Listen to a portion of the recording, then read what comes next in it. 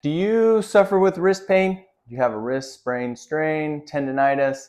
You having pain when you kind of push or do push-ups, things that way? If so, you're like me. That's an injury that I struggle with in my occupation, and we're continuing our series on wrist sprain, strain, and tendonitis.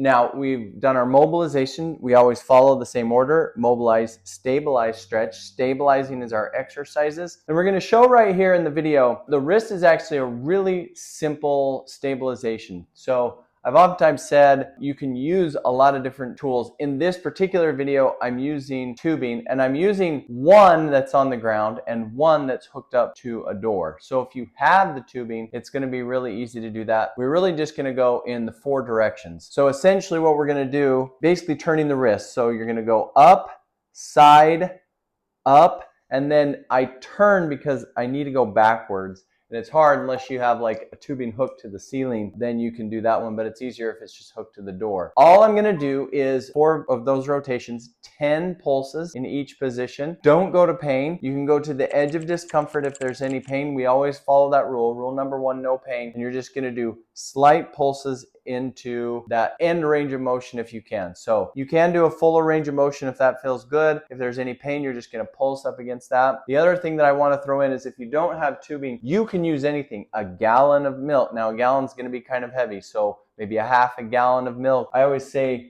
like, these little massage guns are kind of heavy, so you could technically use that. Just do 4 directions, you know, holding on to something that you can grip well and go in those 4 directions. Really simple, really easy, but it's going to really turn that pain into power, the weaknesses into strengths. You're going to get past that wrist tendonitis. I've done it. If I've done it, you can do it. You just got to be regular with it. Just follow the pattern: mobilize, stabilize, and we're going to follow stretch in the next video. So go out and do it. Get it done. See you guys.